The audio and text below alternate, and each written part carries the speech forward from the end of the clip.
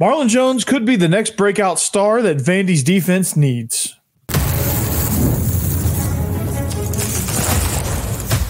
You are Locked On Vandy, your daily podcast on the Vanderbilt Commodores, part of the Locked On Podcast Network, your team every day.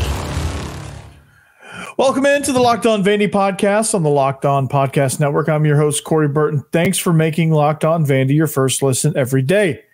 We are free and available wherever you get your podcast and on YouTube as a part of the Locked On Podcast Network, your team every day. So today's episode, we will discuss the Vandyboys' resume for the NCAA tournament, where they could possibly land when it comes to regional play. Chase Mitchell will anchor the offensive line for the Doors, but Marlon Jones has the potential to be a true lockdown corner. So as we move into summer, we look at possible breakout candidates that can take Vandy to the next level. Well, Marlon Jones, I think, is the perfect candidate, and here's why. First of all, he comes with pedigree, okay? And the pedigree is, albeit at the FCS level, he does come in with, like I said, a little bit of that pedigree. Now, the thing that makes him special is that he was an all-conference player, all Big Sky. He had 158 tackles, 9 interceptions, 23 passes defended in his career. That's over the course of 40 career games.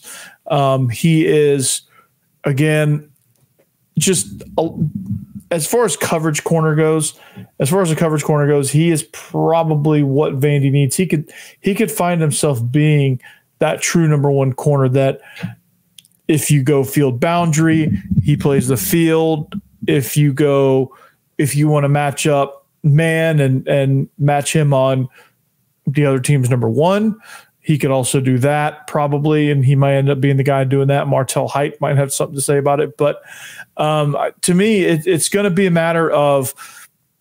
I just think this could potentially be a great scheme fit, depending on what Vandy kind of settles into coverage wise. I think this could be a really good fit because I think he's good enough to jam.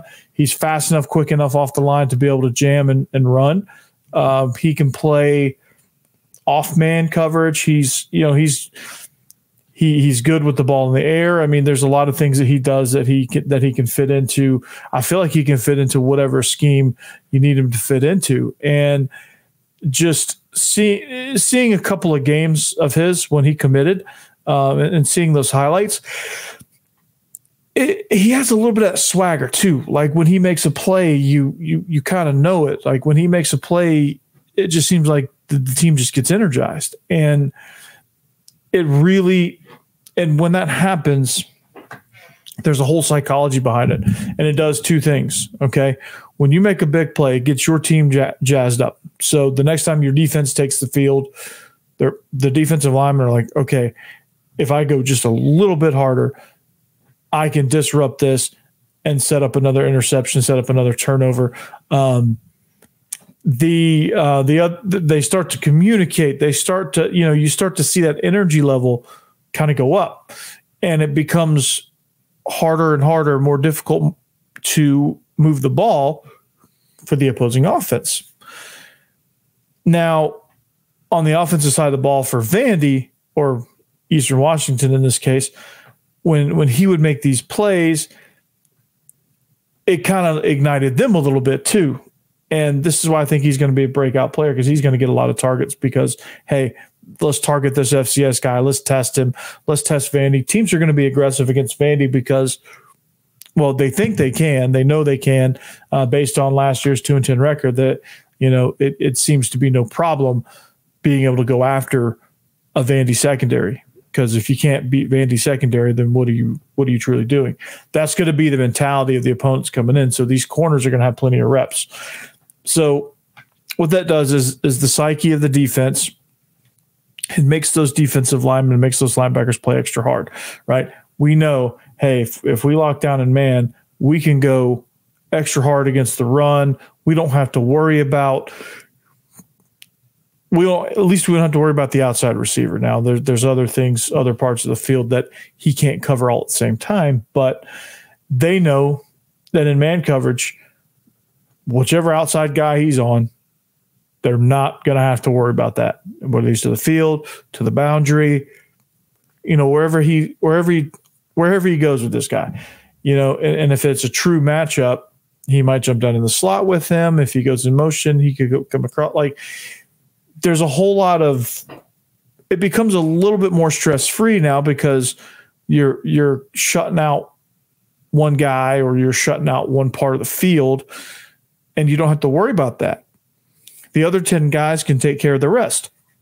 Defensive line, pass rush, linebackers, run, intermediate zone, safeties.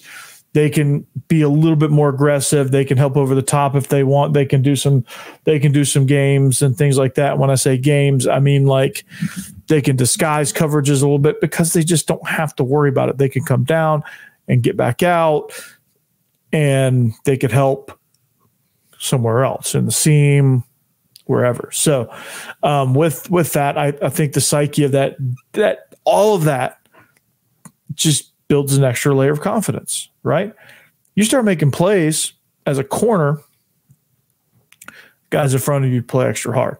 The guys in front of you say, okay, I need to study so I can impact this game. I need to figure out my moves. I need to work on my craft so that Marlon can make his play, or Colby can make his play, or Randon or CJ or Langston or whoever it is that you're trying to affect.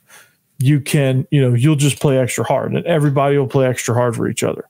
And so it's an amazing thing. So it's a huge psychological boost. You get a lot of confidence, you get a lot of swagger, and next thing you know, you're in these games. Okay. Schematically, it gives you an advantage because to have a corner like this that's really good, that's a really good playmaker that's going to be tested.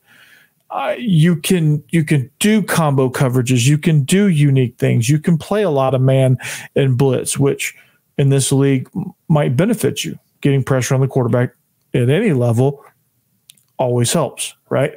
So you should be able to have things going schematically that are different, unique, disguising, right?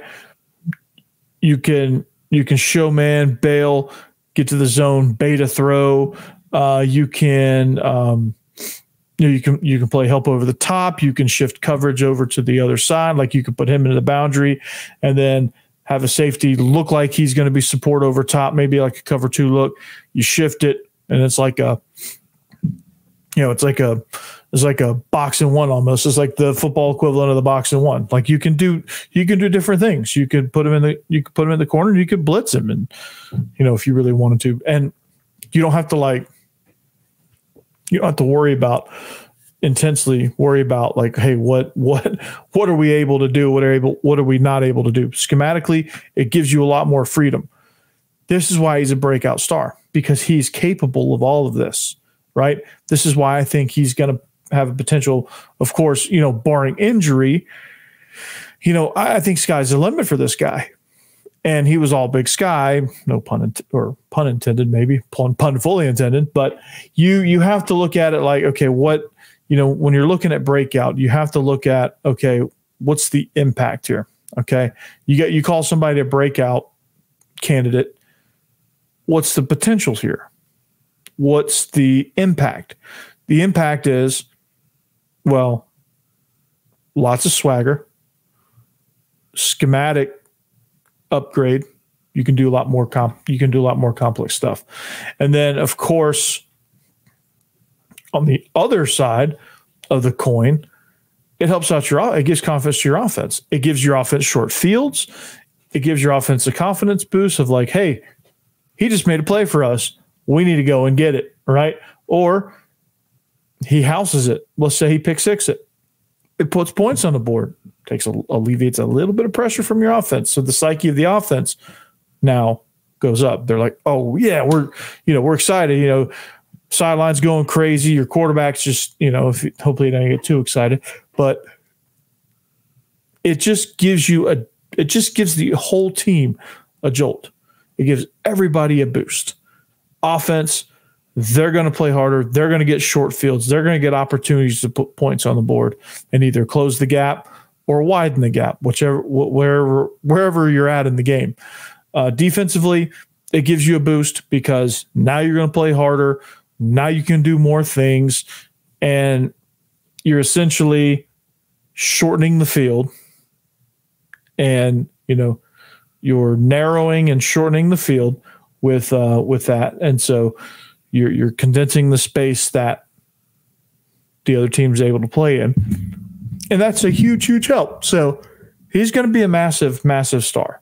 He has a potential for that. He has a potential to be a star, and it, like I said, helps the offense, helps the defense, helps, and then points can be scored, things can be had. So offensively, in order to score those points, everything starts up front.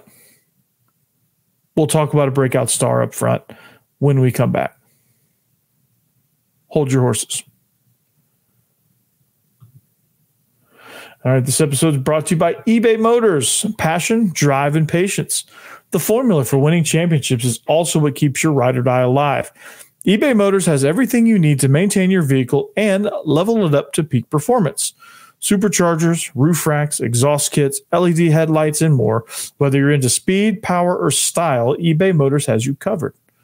With over 122 million parts for your number one ride or die, you'll always find exactly what you're looking for. And with eBay Guaranteed Fit, your part is guaranteed to fit your ride every time or your money back. Because with eBay Motors, you're burning rubber, not cash. With all the parts you need at the prices you want, it's easy to make your car the MVP and bring home huge wins. Keep your ride or die alive at ebaymotors.com. Eligible items only. Exclusions apply. eBay Guaranteed Fit only available to U.S. customers.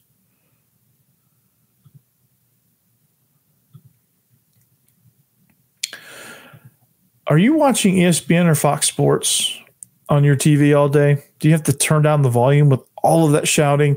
Well, make the switch to Locked On Sports today. A free 24/7 sports streaming channel program for you every day to bring you the biggest stories without all the screaming. Locked On Sports Today brings you can't-miss analysis, opinions, and news streaming 24/7 on YouTube or the free Amazon Fire TV channels app, part of the Locked On Podcast Network, your team every day. And like I said, every day, shout out to the everydayers. Thank you for making Locked On Vandy your first listen every day. So talking breakout stars here, and I think a massive breakout star, literally and figuratively, is one Chase Mitchell. Okay.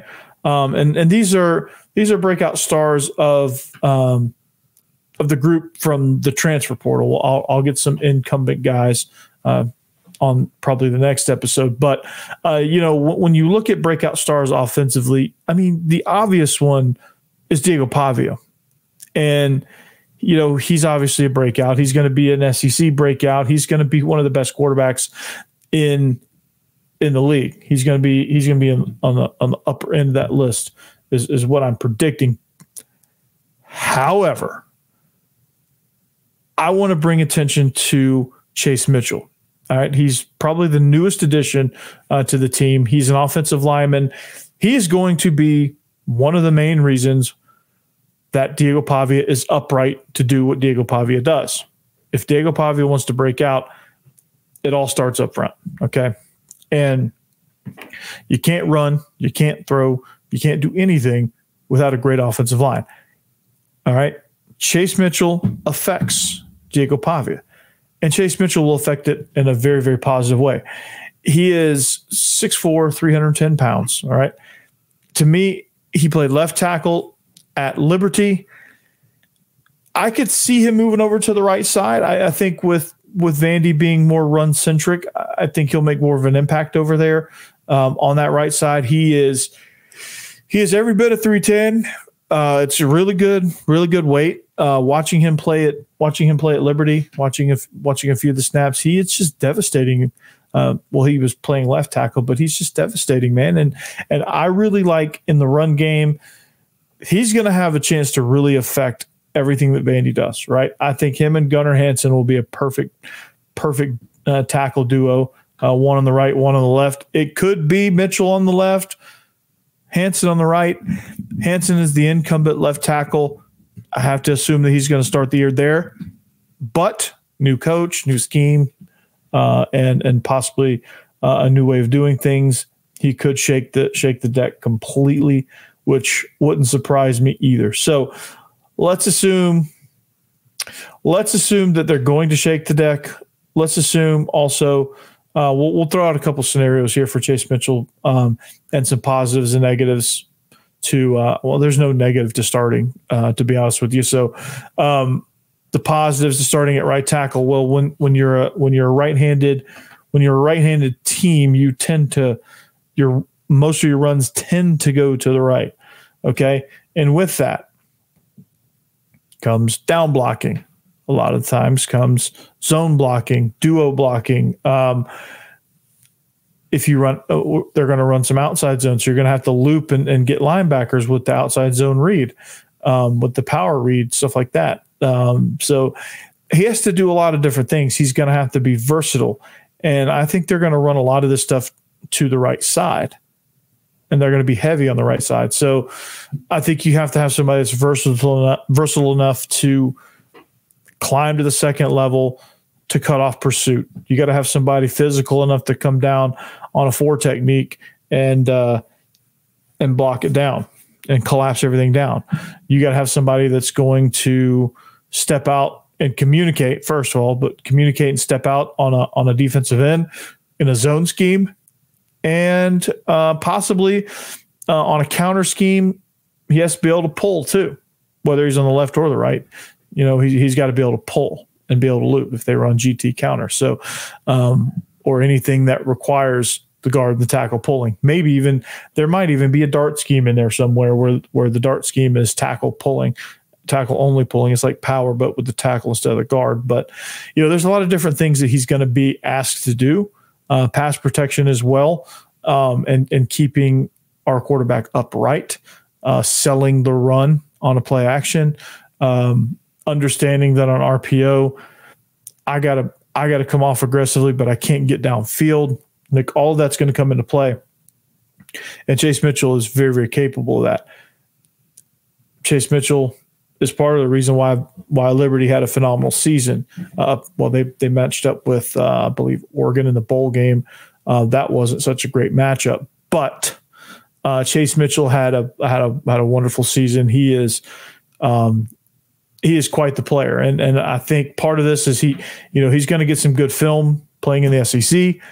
He's going to get a chance to showcase what he's able to do, and I think honestly they're going to give him a shot at left tackle. Can he take it? Now, at left tackle, he's going to have to do all the same stuff, but it's going to be more of an emphasis on his pass protection, and that's going to be kind of what I think that's going to be what kind of separates, whether he plays left or right. I think the right side, you're probably going to be looking at, okay, how do they come off on the run? Left side, how do they get into their pass protection? Can they communicate?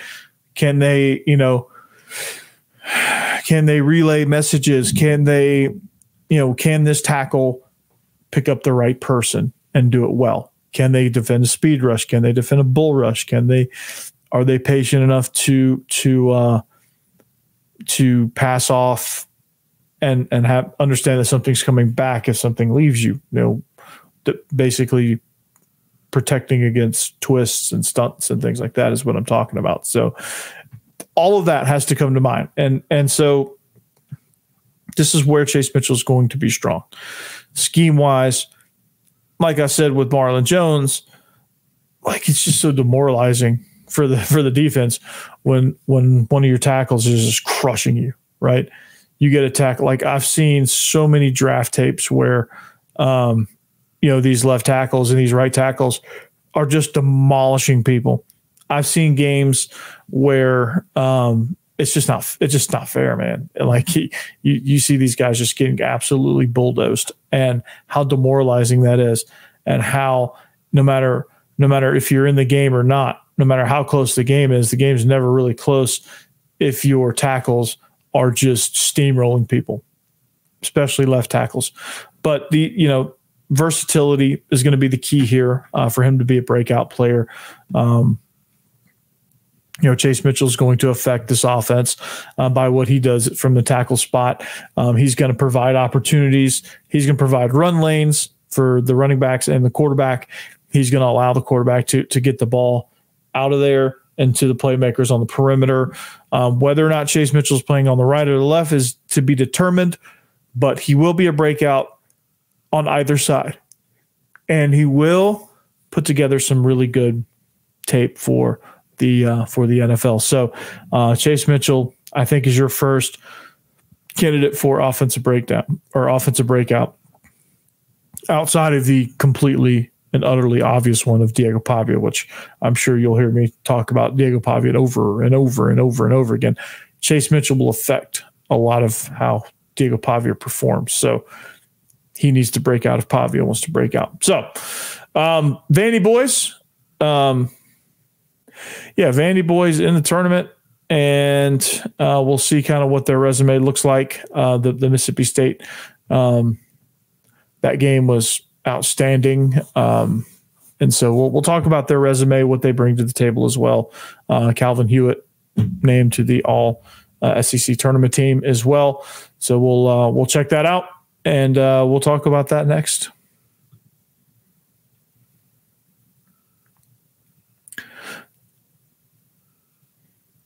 All right, welcome back. Third and final segment here as we wrap up the show. It's the Locked On Vandy podcast on the Locked On Podcast Network. Thank you for making us your first listen each and every day.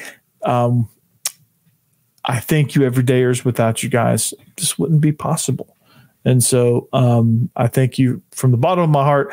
You guys make this show what it is, and I appreciate you each and every week. Make sure you check on Locked On SEC.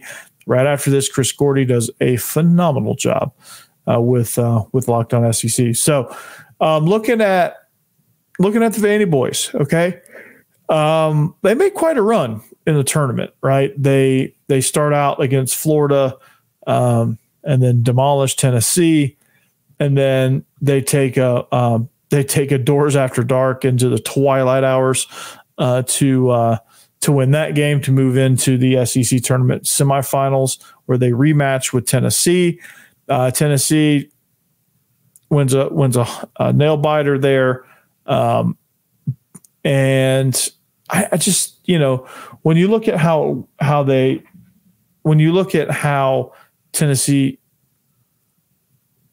eliminated Vandy, you're probably thinking, Tennessee won again. Well, Tennessee won the tournament, but you're probably looking at, okay, well, they beat them and here we go. But I think it's something you have to look at where, when you look at the resume, when you reflect on the season up to this point, regular season SEC tournament, when you reflect on what's happening, the ebbs and the flows, okay, you start off strong.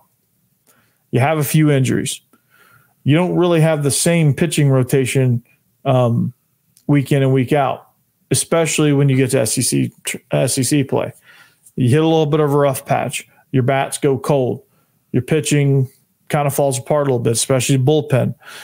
And things are looking dismal at the end of the season. Well, that one game against Kentucky, that last game of the series, to salvage it when you were playing Kentucky, little do we know. And this is the reason why you shouldn't take any game for granted, because you never know which game could be the game that's going to get you back on track. This was the game that got them back on track, because what that game led to is it built a little bit of confidence, right? They scored 13 runs in their regular season finale against Kentucky to salvage that series, to salvage their chance. They came into the tournament with a little bit of a shot. Probably was going to end up traveling out west had they been one and done in the SEC tournament against Florida, and probably would have traveled to be a 3 seed in Oregon's bracket, maybe just something that they didn't want, and probably were just going to fizzle out. Well, you get a few guys back. Your bats decide to wake up a little bit. You get some good pitching performances. J.D. Thompson, Bryce Cunningham to say to add to the list of good pitching. But you start to kind of figure some things out. And I think when you in retrospect, when you look at how they ended this season, I think they're starting to get hot at the right time. They're starting to build a little confidence at the right time. They're starting to finally figure out ways to score runs. And I think they finally found their combination, their lineup combination, the way they want it. Calvin Hewitt has really come on strong. Like I said, he was named to the all-conference team, the all-conference tournament team. He is somebody that's made a huge impact since this thing started in Hoover. The pitching staff has kind of just said, you know what? The bats aren't there. We're going to put this team on our back, and we're just going to go out. We're going to deal. And the bats said, you know what? We'll step up. We'll do it, right? And it just, just like something ignited under them. It's just like those losses, those 4 straight series losses became embarrassing. And they said, no more. Right. Tim Corbin said, no more. I challenge you guys. Right. Those, the way that Vandy couldn't hit, couldn't score, couldn't get guys on base. No more. Right. They stepped it up. All right. Vandyboys versus Mississippi State. That was kind of a turning point too, because late in the season, Vandy loses those games. Against Mississippi State earlier in the season, they lose that game. Right. And I think they lost that game. That similar type game where it was tight the whole way because the bullpen falls apart. They lose confidence. They can't hit down the stretch, things like that. Well, they beat Mississippi State in that scenario. I think that was the springboard. I confused myself earlier why I had still Vandyboys versus Mississippi State put up on the rundown. But I think when you look back, if Vandy makes a run to Super Regionals or even Omaha, and beyond, if potentially, you got to look at. I think you look at the Mississippi State game as a springboard, right? You get up for your rivals. You beat the crap out of Tennessee, but like the Mississippi State game was the ultimate tournament game. That was the game that you win. Okay. That was the game. Those are the type of games you have to win in the regionals and in the super regionals in the World Series. Like those type of slugfest, pitcher duels, games that just 2 or 3 hits are going to decide it. Your pitching has to really kind of stand up. Those are the games that are going to win you, that could win you championships, right? Winning those type games springboard you into something completely in a completely different stratosphere. So that was a phenomenal game for Vandy. Didn't quite work out in the SEC tournament semifinal. It didn't, there's something of, there's something to be said. Tennessee's a really good team. They were with them neck and neck the whole way. Tennessee just made a couple plays late to knock them out. But, nonetheless, it's a learning experience. And this will be an interesting run. And Vandy will learn their fate tomorrow. Or actually, as you're listening to this, you may have already heard their fate. So depending on when you consume this show. But as I record this on a Sunday night, they're going to know at about noon Eastern time where they're going to end up, which destination they're going to end up at. So it's all good. And you gotta love what Vandy baseball has put together. So retrospect into the season, again, 3-1 in the SEC tournament down the stretch. They were 35-20. They were 13-17 in conference. When 16-18, when you factor in tournament record, not so great, but a lot of that was faltering down the stretch there. So that kind of stretched that record. They were 27-8 at home, 4-12 on the road, which is not a good thing. 7-1 on neutral sites. RPI was 19. KPI was 17. Strength of schedule Walter Nolan was 12. And, the road record is kind of what's the turd in the punch bowl here, so to speak. So I think the tournament committee is going to take this into consideration. I think you're going to see them stay east. As Aria Garrison is mentioning from USA Today, she's predicting East Carolina or NC State. So staying on the East Coast, I think we've earned that. And that wouldn't shock me either. I actually agree with her. She's if you want some really, really good written baseball analysis, go look at her stuff. She writes some good stuff. She makes some good points. She goes in depth with a lot of that stuff too. And I end up reacting to a lot of things that she writes, and it's pretty good. So I'm gonna give her some credit here as well. But Calvin Hewitt named to all SEC tournament team. That's a big accomplishment. He made a huge impact there. So glad to see that as we prepare for the regionals. When you look at regionals, there's a bunch of SEC teams hosting, right? Georgia's going to host, A&M's going to host, Tennessee's going to host. I think Kentucky's going to host. So this is pretty good. This is going to be a good baseball tournament. I think you're going to see. I think you're going to have an SEC champion this year. I'm calling it. I think you're going to have an SEC champion. So keep that in mind. And I'm going to leave you there. This is going to be a fun. This is going to be a fun tournament. This is going to be interesting to see where Vandy ends up. The hope is to not end up on the West Coast, but to stay on the East Coast and stay in North Carolina where the weather's pretty good. So with that being said, I hope you have a great I hope you have a great Memorial Day. We hope you get plenty of rest, plenty of hamburgers, hot dogs, ribs, whatever you're cooking, barbecue, whatever you decide to cook, or whatever you're putting on the smoker, whatever you are putting on the Blackstone, smash burgers, whatever you're cooking, make sure you enjoy it. Enjoy your beverages responsibly if that's the kind of thing that you do.